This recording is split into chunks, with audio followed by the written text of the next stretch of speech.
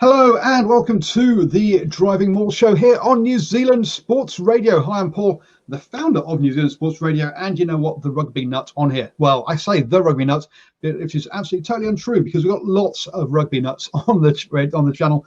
I'm just one of them, and I get to talk about rugby every Tuesday evening at 8 p.m. So do come and join me on Facebook, YouTube, or Twitter. And talking about rugby, and more rugby. Joining me this other way, folks, if you want to have reviews of the actual games, then this is not the place to do it. The place to do it is our review show. That happens at 8 p.m. on a Sunday evening. We go through all the action from the weekend and talk about the actual games there. Here, we talk about all the other kind of stuff around it. We're going to be talking about some of the comments from Tony Rowe around Exeter Chiefs and how the RFU just do not show the love for using their players. We'll talk about the All Blacks versus provincial rugby because our very own Stephen Harris had a little chat with Ian Foster the other day on the old talkback radio somewhere. Asked him a good old question. So hey, we'll have some fun and games chatting about that one. We're going to talk about COVID bubbles and what's been happening in Europe a little bit as well, and whether rugby players are going to be a good COVID people or not. And then let's have a quick chat around the old Black Ferns as well. So yeah, we'll be talking about that. There's some really interesting games coming up on the November the 14th around the whole thing around women's rugby, which I'll be trying to dig out because I've just gone and lost my link to what's been going on. But I know there's a whole bunch of stuff going on then that day in Auckland, over there in Henderson. So we'll be having a chat. I want to have a chat about that as well. If you are joining us live, you can always join us in the live chat as well. Drop us some comments in there, some questions. We'll always love your interaction. I've got Simon Hughes already in the chat. Nice for you to join us, Simon, saying congratulations to Exeter on winning another trophy. Yes, they are dual champions in Europe, both European champions and Gallagher Premiership champions. Congratulations to them on what's happening on the field. It's the off the field issues that I have a problem with, but we'll be diving into that in a moment. And just got to welcome Mr. Harris to the show. How are you doing, sir? Yeah, very good. Thank you, Paul. Once again, privilege and a pleasure to be on the TDM talking rugby, going to some interesting places tonight, I believe. Yes, okay. So places like talking about off-field stuff, mainly rather than on-field stuff. Let's kick off then with that Exeter piece. Now, yes, Exeter Chiefs have had a fantastic season. Topped the Gallagher Premiership quite comfortably. Happy to lose a few games towards the end there to rotate and keep the players fresh for the European Champions Cup, where they made it to the final for their first time in their history and won it as well. So congratulations there. They then backed that up by winning their second ever Gallagher Premiership title. I think the first one was the Aviva Premiership, but anyway, Premiership titles, beating Wasps in the final in a real close one. Let's be honest, in some horrible conditions.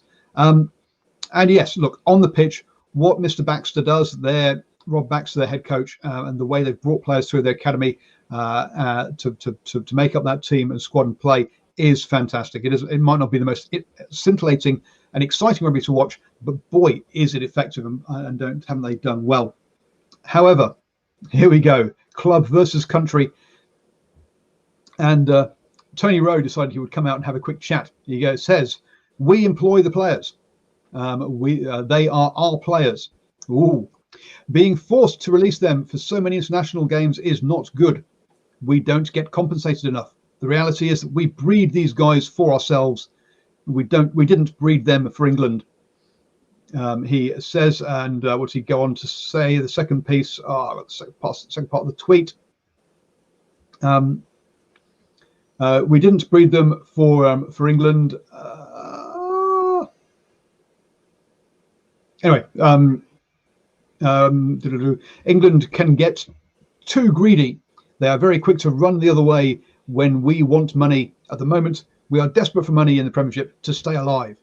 Wow. Some hard talking there from Tony Rowe, isn't it, Stephen? Oh, very, very much so. And listen, I've come around to their way of thinking, because we'll obviously get to the New Zealand module rather sooner than later. But just before we move on from the Exeter Chiefs, I think the story of Gareth Stenson, the Irishman, is a wonderful story, Paul. He's a player who wasn't wanted by Ulster and pretty much thought his career was well and truly done and dusted. Obviously, may have moved around a couple of other clubs as well, but boy, if somebody told him towards the end of his career, if he'd end up with a European title and an English Premiership, you'd take that every day of the week and twice on Sundays. So credit to him. Look, the way they've brought through players, Chip, on the whole, unheralded players until recently, when they brought players in like Hogg and Richie Gray. Before that, basically, generally not named players. Sure, they had Thomas Rolder and Julian Salby from Tigers, but let's be honest, Leicester Tigers didn't want them. They decided that they would pass their sell-by date, and Exeter took them on and they played really well for them. So no, look, on that side of things, done very well, but they're a bit disingenuous from Tony Tony Rowe here. First off, why did so this idea that they breed players? God, it sounds like some sort of horse breeder where they kind of match stallions and mares and to breed their players. Rubbish. They don't breed players. They do coach players, and they have academies. Sure, they do. Those academies that are paid for by the RFU. Now, do the clubs put extra money into them? They probably do as well. But you know what? The RFU, one of the reasons that we've seen England go much better in the under-20s competitions in the Junior Rugby World Championship over recent years, winning it in 2011, for example, is 2011 or 2013, anyway, around about then, is because the RFU instigated regional academies for each club and put money in and helped found those. So this idea that all this academy stuff is just done purely off the club's back is bullshit, put bluntly. Then he goes to say, oh yes, they don't pay us enough. Really? Well, the club signed a £200 million deal, back in 2016 for the release of these players. The clubs signed up to that. They agreed to the number. And you know what? One of the reasons that the RFU has been sacking people recently and making people redundant and is making a loss is because they signed up a deal that basically was giving away more money than they're earning. It was a bad deal for the RFU. The RFU gave the clubs more money than was coming in, which is why the RFU now is struggling. So this idea that suddenly that the RFU's got all this spare dosh sort of just lying around they could help the clubs out with is, again, absolute rubbish. So yeah, one of the things that's bankrupting the RFU at the moment is the clubs themselves, who none of whom make a profit apart from Exeter Chiefs. Exeter Chiefs are now struggling because they make a profit off their conference centre. Running conferences during a lockdown in COVID doesn't work. Hence, you can see why he's now talking about trying to get more money out of the RFU. But yeah, to me, it's very disingenuous of him. Personally, and Austin says a rugby stud farm down there in Devon and Cornwall, maybe. So look, I'm going to be releasing a video probably this week or next week. It's going to be entitled "Why I Fell Out of Love with Exeter Chiefs." They are my team in the UK, or have been for the past decade. I am having to seriously reconsider that now. And I say that video will be coming out in the next few days around that, because of the behaviour of essentially Tony Rowe, to be honest with you. Any other comments in that space, or just happy with my little rant at the top of the show? I think in conclusion, it's basically very clear that the two need each other and have got to work a lot harder together. Paul, if you want to find a common goal, because if somebody's burning the candle for you at one end to make another end happen, somewhere in the middle you've got to find some medium ground. I wasn't aware of the money that's put into the academies, but if that's what England Rugby or the Rugby Union are doing, for crying out loud, I think those comments definitely way over the top. So yeah. There we go. I'm sure we'll end up with a whole bunch of comments now on YouTube about people watching going, Paul, you're talking rubbish, because I'll tell you, a lot of people on Twitter have been going, yep, what he's saying is entirely true. Yeah, no. I don't believe so. Also, look, not only do the clubs do well out of the union when, but also it's how a lot of people find their first way into rugby is watching the Six Nations. That's where all the casual fans are, and then they can become sort of club fans afterwards. We're talking about the top and the bottom working in harmony. Stephen, would you like to let me know the question that you put to Ian Foster at the weekend? Well, we had an opportunity via Talkback Radio to ask a question, and obviously a lot of people were asking in and around the All Blacks. Now, something I'm very passionate about, and if you want to jump on and see the post in its entirety, that's on the New Zealand Sport Radio Facebook site. So have a look, read through it, let me know what you think if you want to add something in. But basically, to cut a long story short, I'm very passionate about club and Mitre 10. In fact, I'm probably more passionate about those two levels of rugby than I am in terms of Super Rugby and All Black Rugby, because I believe the rest of it pretty much takes care of itself if your foundation is strong. And of course, earlier this year we had the McKinsey report, the McKinsey Management Consulting Group based out of America, who put together a report for New Zealand Rugby Football Union that highlighted some, or I should say, many issues in the game, and a lot of it, some of it was in and around engagement. That's something that's very important to me. Attendances that are dropping away at the time, not just in Mitre 10 Cup rugby, but also Super Rugby as well. Now, one of the best games we've actually seen this year in the Mitre 10 Cup, which happened to double as a Ranfurly Shield as well, was the Canterbury Taranaki game, with fortunately with most of the All Blacks, if not all the All Blacks on board, and it was a fantastic game of rugby, and it's fantastic to see. But we also have a lot of fringe All Blacks as well, and these days, as we all know, the All Blacks take on board a very, very big squad, and this squad seems to grow exponentially each week with the All Black coach. And my question is, why are you carrying so many players? But I put the question to Ian Foster that earlier this year we had a McKinsey report that actually stated the lack of engagement and how important the Mitre 10 Cup is to New Zealand rugby. And I basically said, listen, is there some middle ground that we can actually find here, as opposed to seeing guys sitting in the stand at test matches when they could be away playing for their Mitre 10 Cup provinces? Because I know of many supporters that I talk to throughout the country. They may have a team that only has 2 or 3 All Blacks. And I use the example of Manawatu last year. Howdy, Nocturnal Rights. Use the example last year when they had Jackson Himapua and also Nani Lamaupi on deck. They were a really good competitive side that could give any team in the Mitre 10 Cup on a given day. Now, what was frustrating, they would get called into camps and never get used, and you'd see them sitting in the stand. Of course, Mr. Foster replied to me by saying, well, I'm a little bit offended by what you're saying.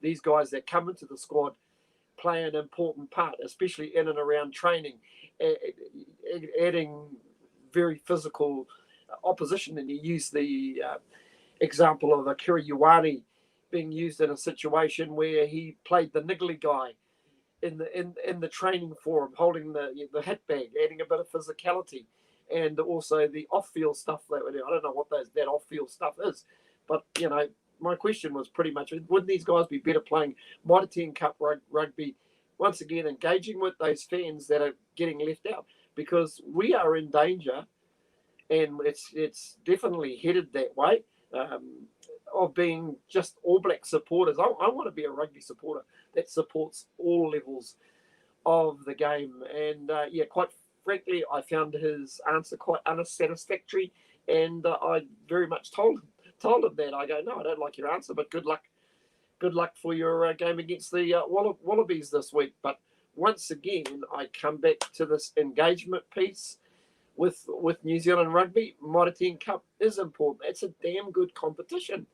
And have they not learnt anything from the report, I suppose? Well, there was a number of things from that report, weren't there, that I think came out. And whilst they said that that in that report that that engagement was an important thing. Now, let's be clear here, folks. The report has not been released publicly, right? So so we are going through basically what we've heard from our discussions with various people around the provinces, also with also what we've read in the media that's reportedly been inside those reports. So look, we haven't, or I haven't, Stephen might have done, but if he has, he hasn't forwarded it to me. The actual report, I've not actually seen it. So we are going a bit of hearsay, a bit of Chinese whispers might be going on here as to what is really in there. But the engagement piece is there. Another suggestion that was also part of it was basically to make the Mitre 10 Cup amateur and to do away with it being a high performance channel and to have academies, 5 academies throughout the country, funnily enough, associated with the Super Rugby franchises instead. So yes, engagement was part of it, but also was, hey, we don't have the cash to run that many professional clubs. So hey, you know what? We need to find a cash cutting measure as well. So there were a number of bits to it. Let's be honest, and I think a lot of provincial CEOs were very much. I think were a bit concerned and a bit put out and surprised by what was included in there. But yes, you're right. Engagement was a big piece of it. What we're seeing here essentially is that Ian Foster and the All Blacks coaching group basically don't care about anything else apart from the All Blacks. Now, to a certain degree, that's what they should do. They're paid to be All Blacks coaches, right? They're not paid to care about New Zealand rugby from top to bottom. They are paid to win All Blacks test matches. One of the problems we have, though, is that essentially the most powerful person in rugby in New Zealand is the All Blacks head coach, and what they say they get, because there is this piece, or basically within New Zealand rugby, is the All Blacks brand is where all our money comes from. The All Blacks have to be successful. We have to give them everything they want, and that means everything else just gets run straight over. And we're seeing that with, as you say, let's take 50 players to Japan and Europe for a tour. Let's take players out of Super Rugby games just for a training weekend. Let's take players out of Super Rugby, out of Mitre 10 Cup to hold a couple of tackle bags and then dress up in a nice suit and that we give them for the weekend that they're told they're never allowed to wear again unless they're on All Blacks duty. Because the marketing people say so. So it becomes it is very much, they are very, very tunnel visioned, and to be high performance winning at the top level, some would say you have to be that, though. Yeah, it's interesting, but I just think somewhere along it's going to come at a cost. I know Aaron's just said, I'm thinking of what Fozzie said would have come from past coaches as well. It probably would have, but I just thought there might, after the report, there might have been a change of mindset. Hey guys, this is what you need to fix. Here's your opportunity to start fixing it. But on saying that, they've done absolutely nothing about it. They don't care, and at this stage, it's almost like they are driving the Mitre 10 Cup towards, like you say, amateurism, if that's what it's gonna take at the end of the day. But boy, there's a lot of people out there who actually love their unions. I've met them. I've seen forums. People love Mitre 10 Cup. It may not show in numbers, but you disrespect it, and something's going to give somewhere along the line, and even more so if the All Blacks fall over. Well, let's just go back to back to Aaron's comment there for a quick second. So he says, I'm thinking what Fozzie said would have come from past coaches as well, i.e. company line. Well, yes, it does come from past coaches, but that's because, let's see, our past coaches were Graham Henry, who obviously said, hey, you've got to hire my mate, my assistant coach, to be my successor, who said, hey, you've got to hire my assistant coach to be my successor. And by the way, put Ted on the selection panel as well to make sure he gets in. So look, it's a company line because basically it's the same coaching squad for the past, what are we now, 20 odd years, isn't it? Getting on towards 20 years. It's the same guys who are in there.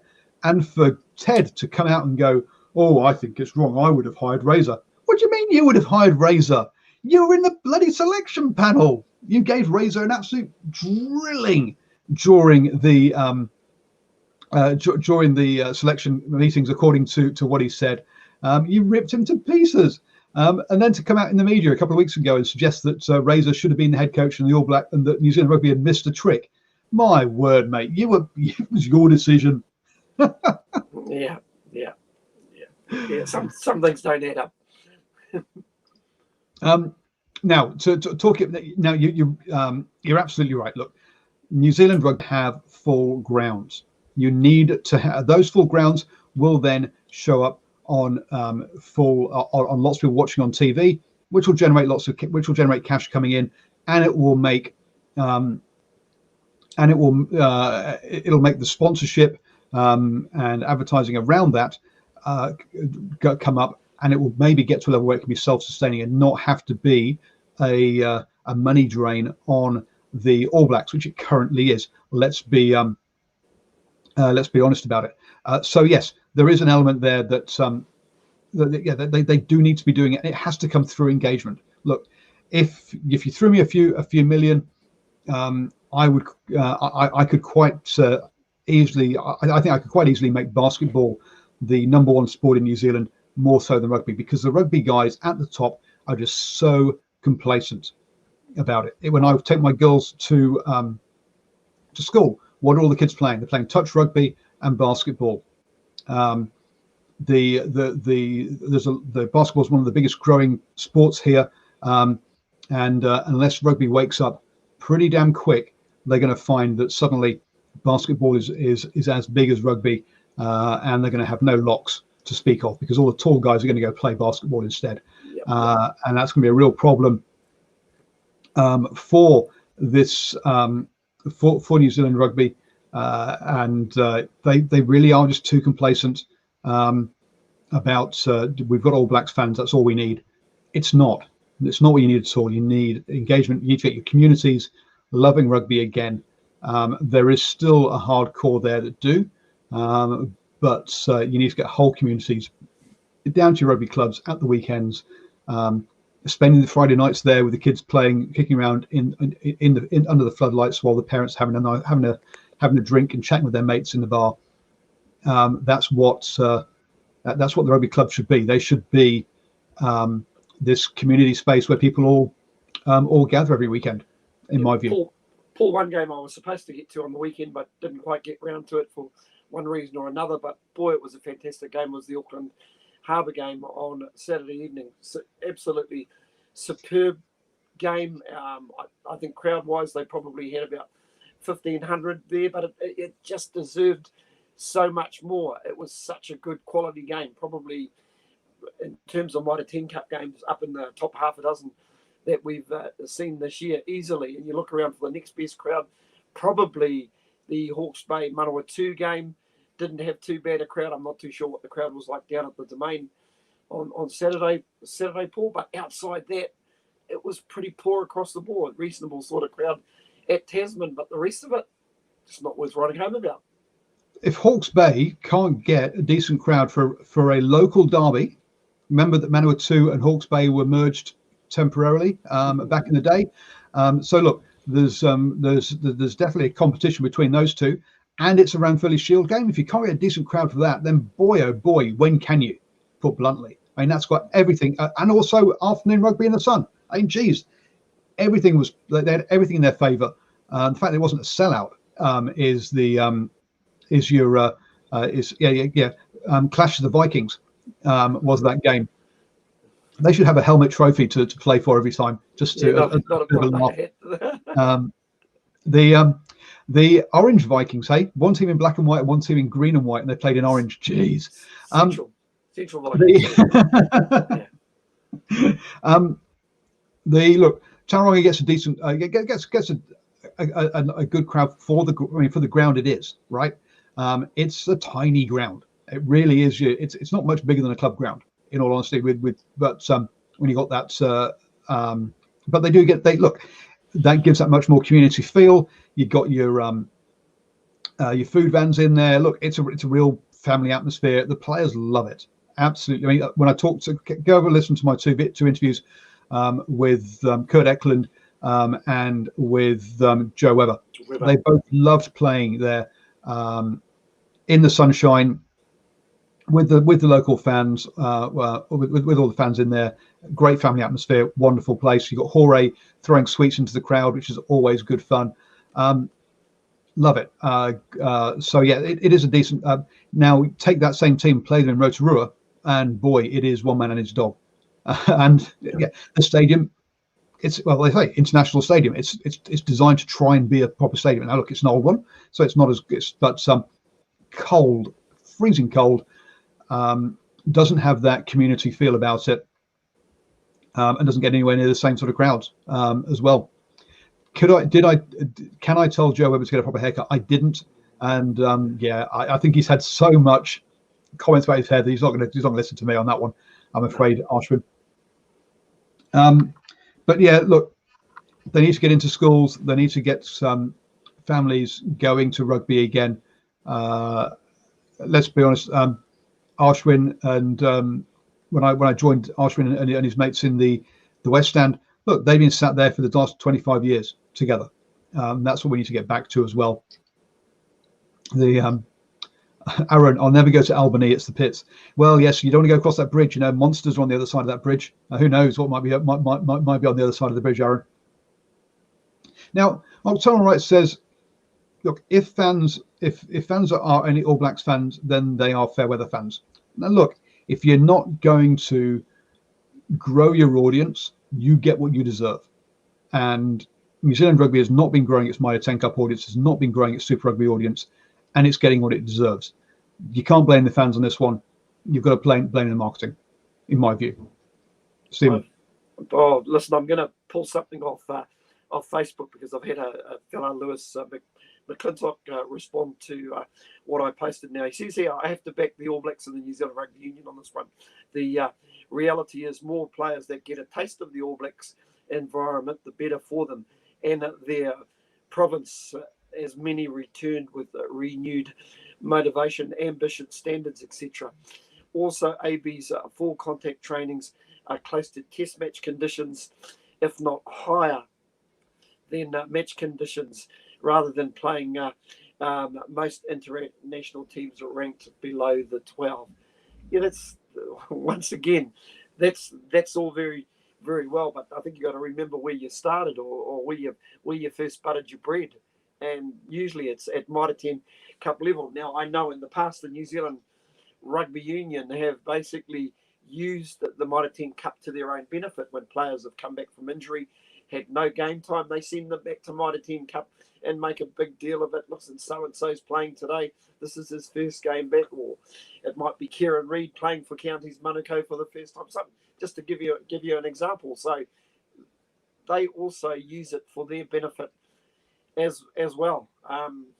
Yeah, it just grates with me. It's obviously something that's not going to change soon unless there's some sort of revolution out there. But I know, talking to a few people who know coaches, they're not happy about it. They're not happy at all. We've got a current team, Canterbury, which is just a shadow of its former self. We know it's not a strong side, but if you start taking out, some of their better performance like Mitchell Dunshea and people out of the engine room and others who are key members to their team, yeah, sure, they're gonna struggle. People might say, yeah, they're a big enough union and they should have the depth. And if you look at Tasman and other teams that are travelling nicely, but it's something that supporters don't forget, Paul, in a hurry. And I know one of these supporters I've been talking to has just gone, how should I say it? He's just gone the other way. He hopes the All Blacks get done in Australia, which is just, quite an unbelievable outlook. I don't wish the All Blacks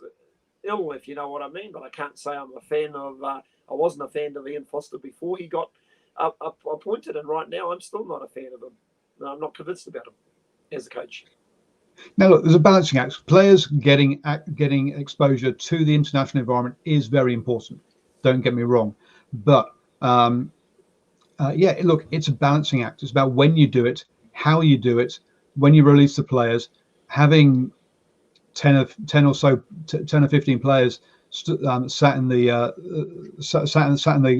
the stands of an All Blacks test in suits, really, what a waste of time.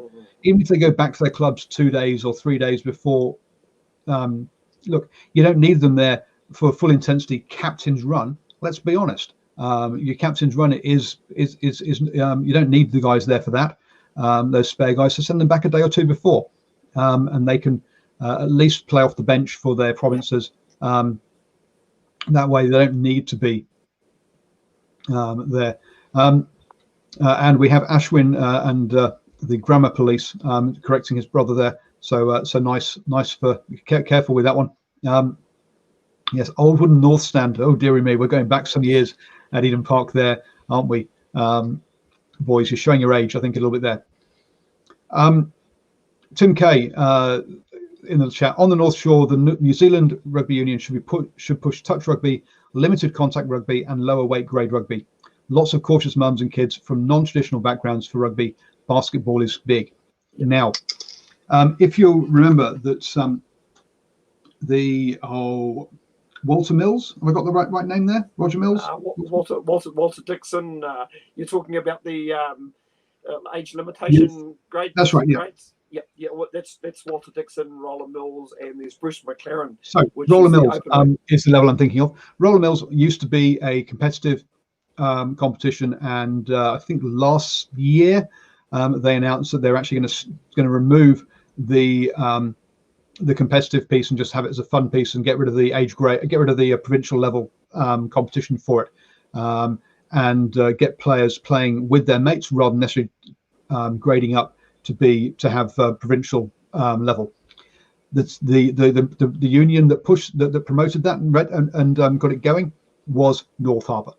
So unsurprising there, Tim Kay talking there about limited contact rugby, lower weight grade. That's exactly the direction that North Harbour are going in. They get it, that there are a lot of cautious mums from non-traditional rugby backgrounds in their catchment area, and yeah, they are playing a lot more touch and trying to make sure they have the full age range of girls and women's rugby available as well. So look, to be fair, the provinces do try, but they just don't have the resources to do it properly. And I think a lot of them do run under some pretty traditional thought structures in their provincial unions. You can see that the ones that think a bit different, and you can see how they and you can see them doing some different things, but quite a few of them do still have the same guys in these roles who have been part of the union for 20-30 years.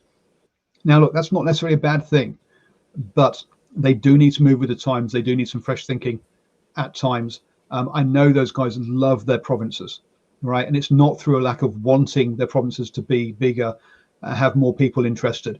It's just it's more perhaps they just need to have some refreshed thoughts in there. If you're in the wood the whole time, sometimes you can't see the wood for the trees, and they've just been part of it and been so close to it for so long that perhaps they need taking out of it to and not saying lose their jobs, but saying taken away, shown the bigger picture, and sent back with some fresh ideas. Paul, is it possible somewhere in the future that some of these unions get so frustrated with New Zealand rugby, and we saw maybe a little bit of an example of the Bay of Plenty Steamers getting involved with Rapid Rugby, just more as a more in terms of looking for another cash revenue for the union, do we see a time where a lot of unions just get, hey, we're frustrated with you, we're going to go fishing somewhere else, maybe look at getting our own competition up and running, how we go about funding it, I don't know. So almost a la like a breakaway from the New Zealand Rugby Football Union. For right, so okay then. I might have heard something on the grapevine. There you go. That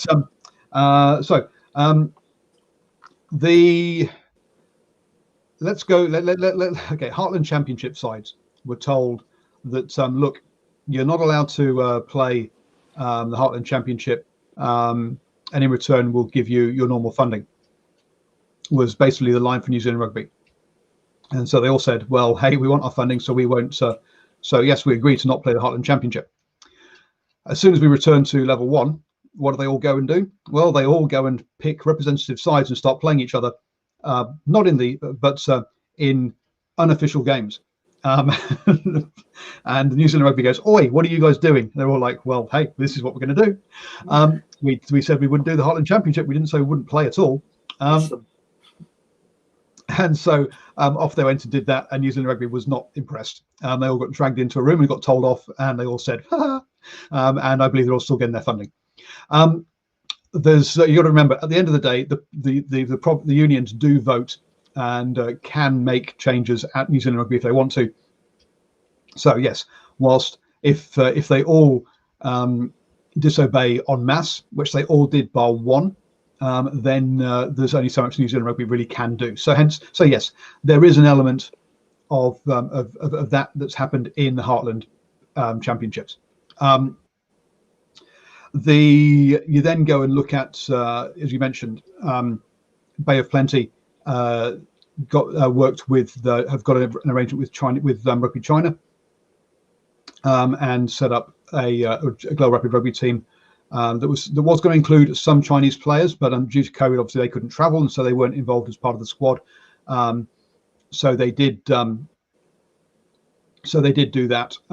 You've also got Counties Manukau, who have got themselves a brand new CEO in that has changed the culture and the feeling around that province massively, from what I've experienced going to a few games there. And one of the first things he's done is you're talking about the food, Paul. I got fed, which is great. You're talking about the food in the media box. That's it. Absolutely, I got a burger voucher. It was wonderful. So yes, so that was a good start. I didn't get any potatoes though. So yeah, where were my potatoes? But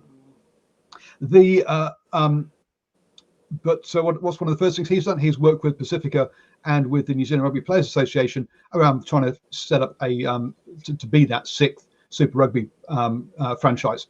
So yes, you are seeing the and of course remember, counties are supposed to be, or are, sorry, not supposed to be, but are affiliated with the Chiefs. So there they are trying to set up another Super Rugby franchise when they're already associated with a Super Rugby franchise. Now whether they have ownership or not, I don't think they do, but I do think but there is a relationship there. So yes, you are seeing a few do that. Like that. If you think about the other, what I would say is the other most forward-thinking union, you look at Tasman, who, well, we'll get onto this later, but who are going to have a Black Ferns test down there, have managed to take an All Blacks test down there when they were laughed at by New Zealand Rugby. When they said, hey, please can we have an All Blacks test? They said, ha, ha, ha, you have to show you can bring us X revenue. They said, what is that? Well, we can't tell you for commercial reasons. At which point they went around to all the other unions, said, how much do you pay for your tests? Went back to New Zealand Rugby and said, here, we're going to give you this much cash. That's more than anyone else offers you. And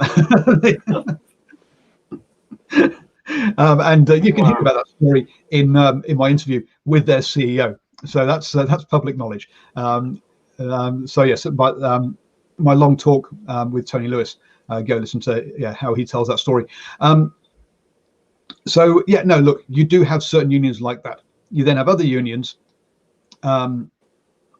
where they are stuck in their ways. You take ideas to them, they go nowhere, and they're like, well, why aren't we getting more people in? Well, because you're doing the same thing for the past 15 years, and you've been seeing your crowds go down.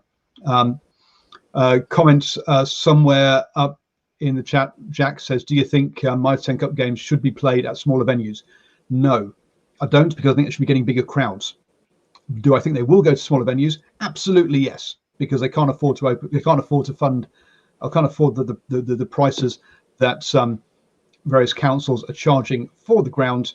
Waikato Rugby, for example, only opens one stand.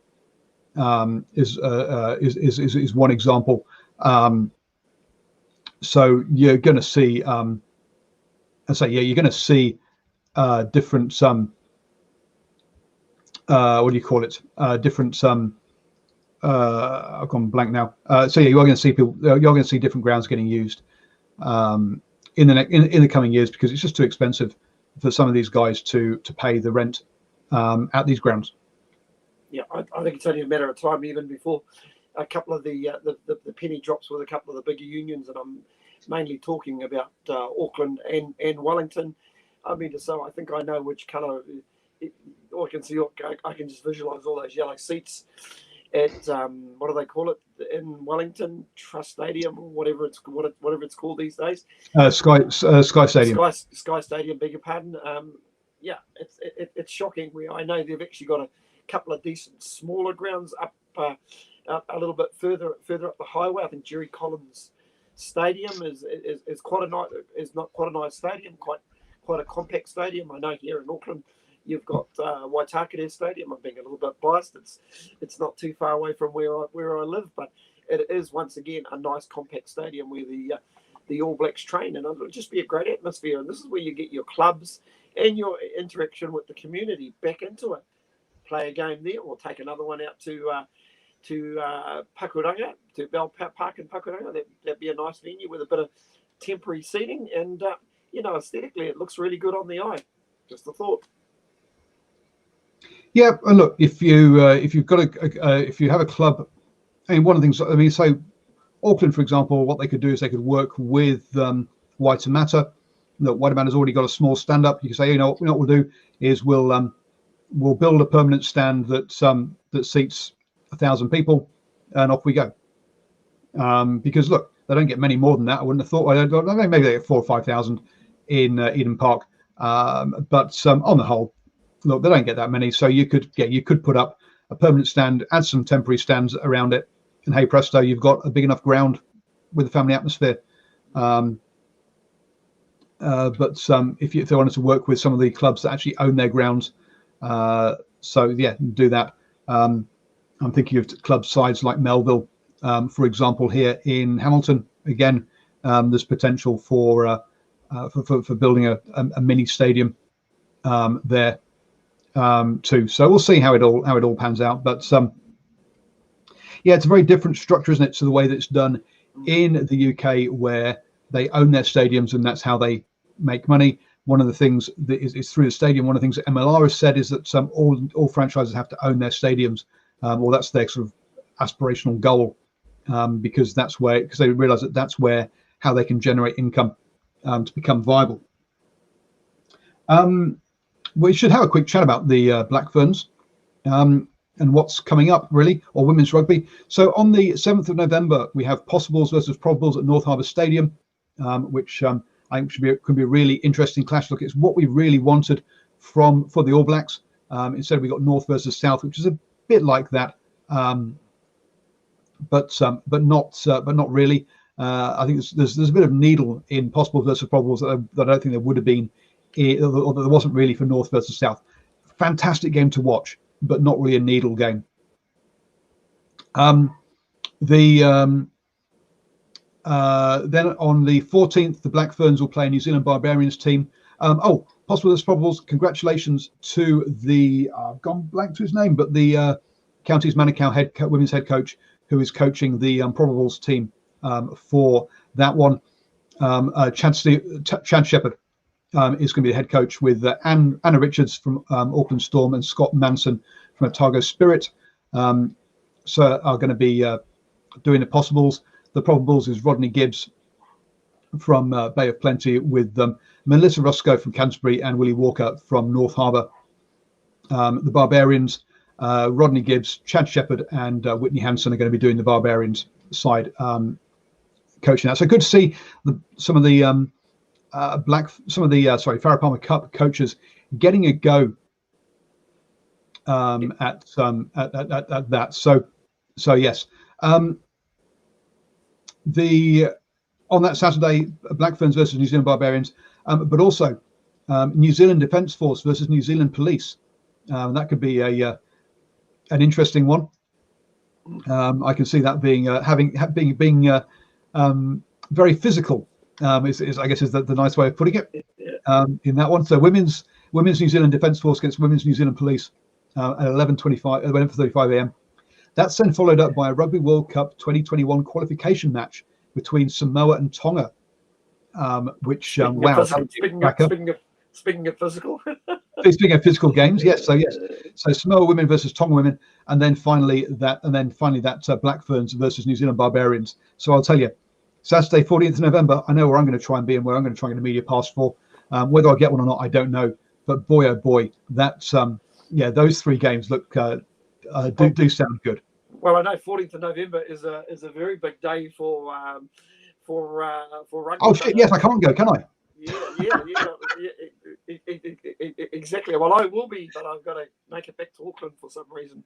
That particular day, 14th of November, I'm going to be up in Kaikoui for the North and Waikato game. So it'll be interesting to see what sort of crowd they attract for that game up in the far north. Kaikoui, of course, about an hour 10 minutes, around about a 70-minute trip north of Whangarei.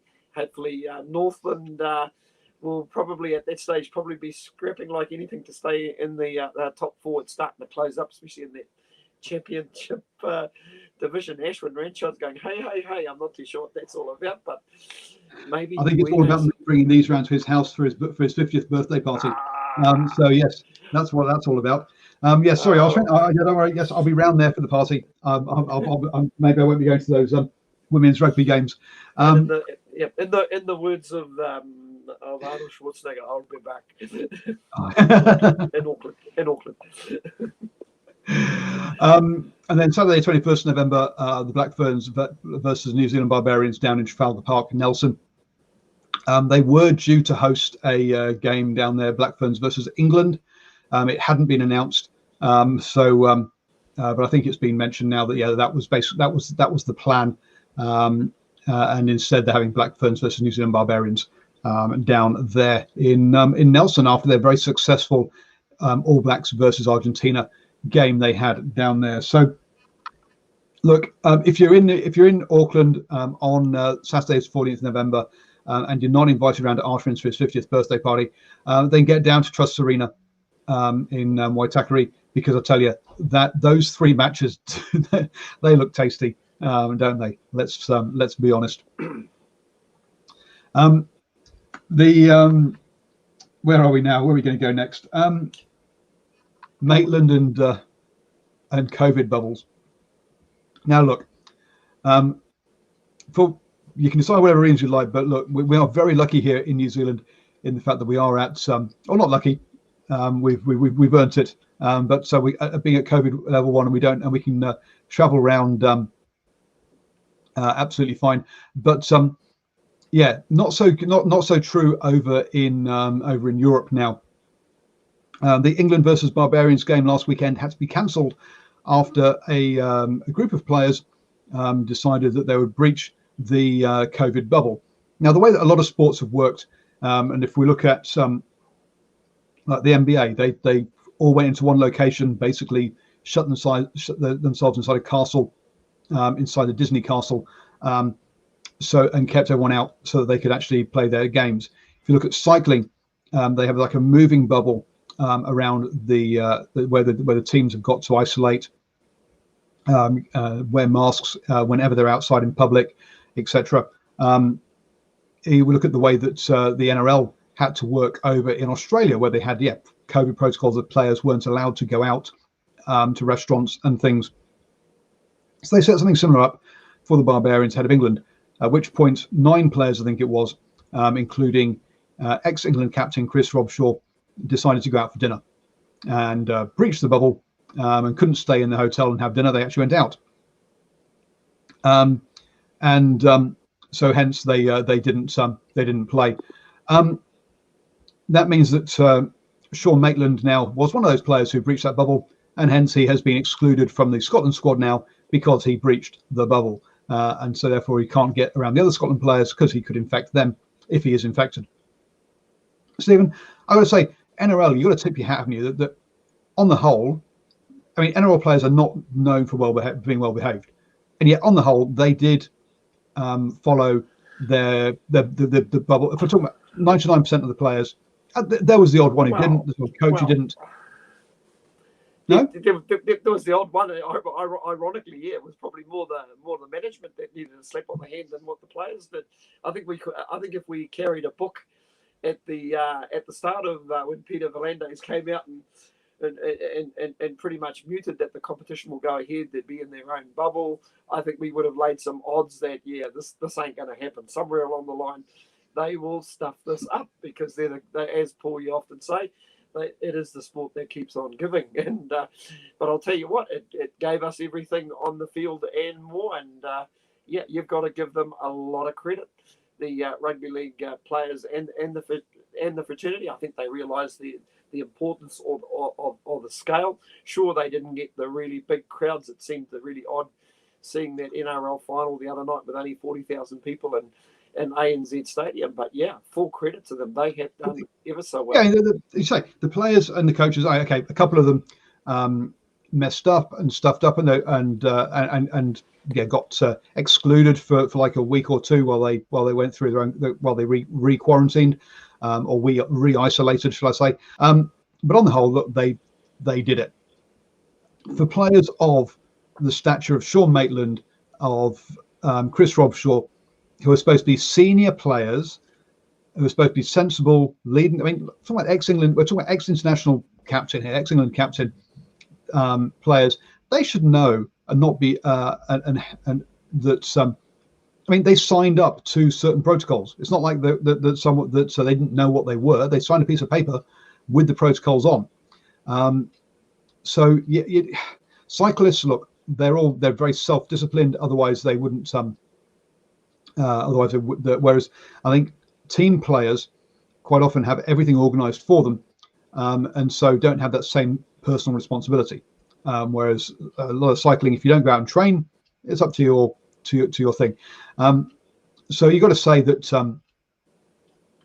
I'm concerned to see how much of the Six Nations and the Autumn Nations Cup, or whatever they're calling it now, will go ahead, because look, all those players from France, England, Scotland, Wales, Ireland, Italy, Fiji, and Georgia are all going to have to be in their own bubbles, and we're going to see how well that goes. Now, Aaron, you do make a good point there. English players, sensible.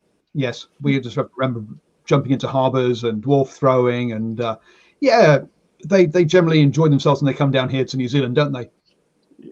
But you'd hope that they would get this, and clearly they just haven't. So rugby players, seriously, folks, I'm talking to players basically based in Europe, and also probably for the Major League Rugby players when that kicks back off in the USA. They just got to stick. They just got to understand what the protocols are to preserve their bubbles and keep them going. Otherwise, they're just not going to get to play because it'll collapse.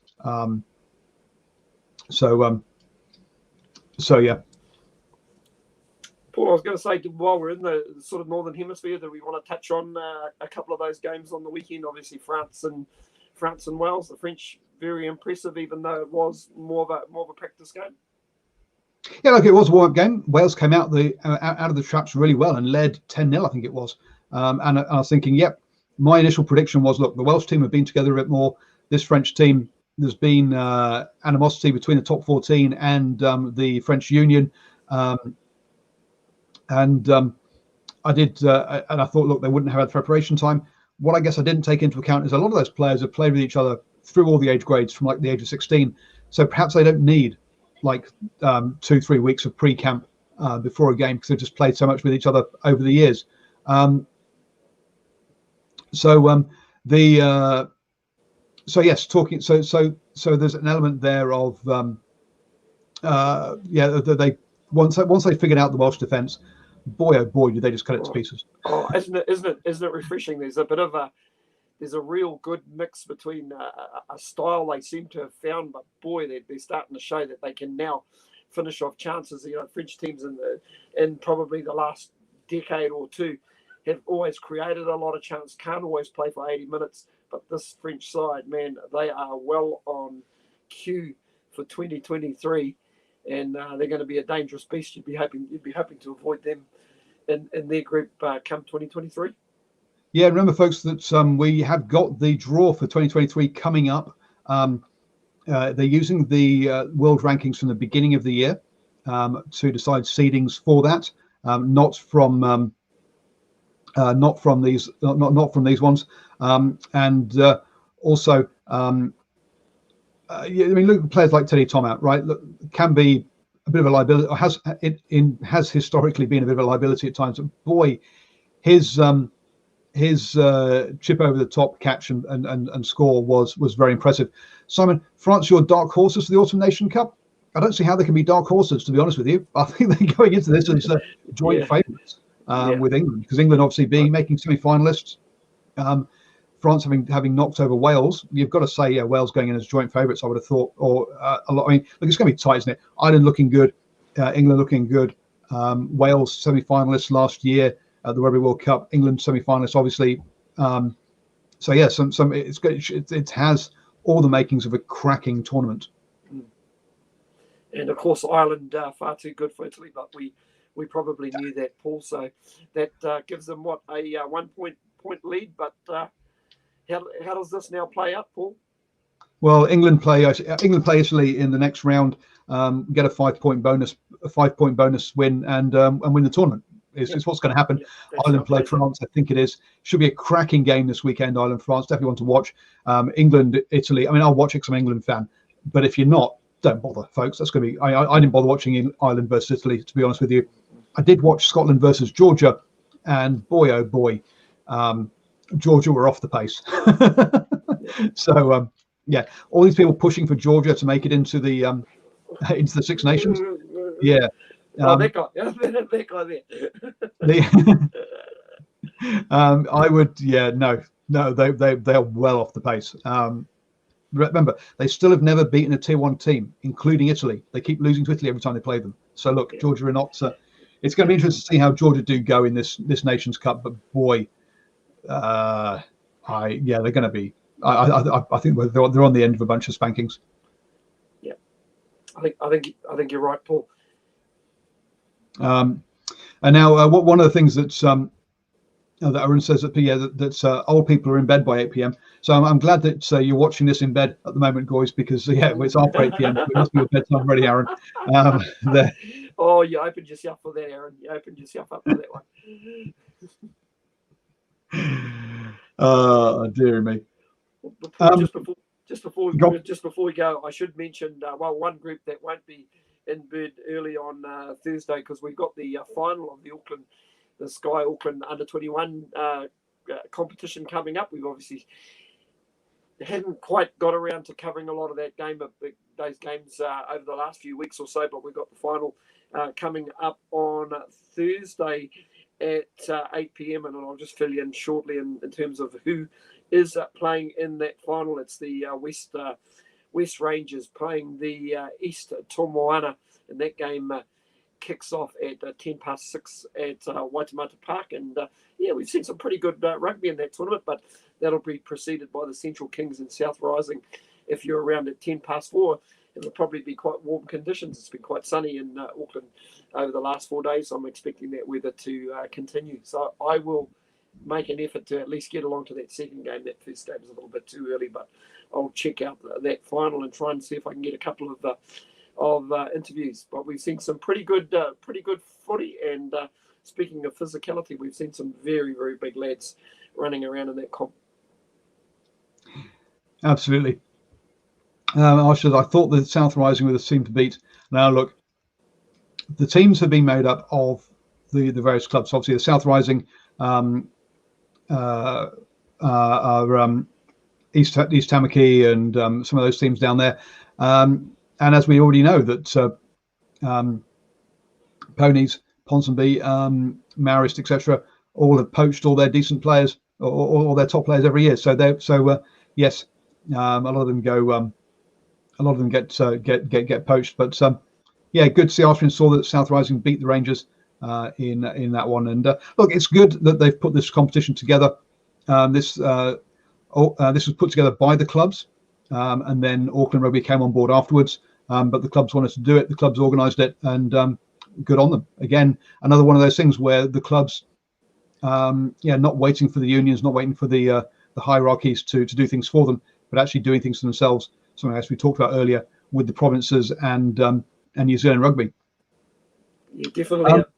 Paul, I was about to say a real heavy influence of particular club coaches, of course, Rory Lord and Brett Simmons, both involved with Waitemata, and of course Junior Polianganga involved with the East Toa Moana side, of course, involved with Papatoetoe Rugby. So it'll be quite interesting to see how this plays out. Yep. Yep, should be. Aaron said, "You go where the big bucks are, Paul."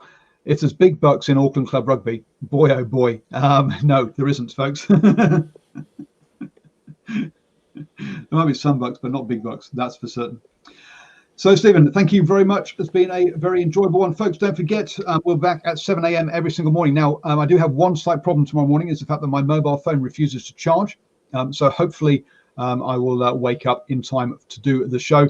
But yeah, that's my alarm clock, and I'm not quite sure what to do otherwise. That'll be my number one job tomorrow, is getting that fixed. Except I might be still involved with election work. So good luck. Thank you very much, Stephen. Don't forget, folks, to join us for that, and we'll be back tomorrow evening at 8 p.m. with the Standoff Show, covering all the NRL action, particularly news around that grand final. So do join us for that.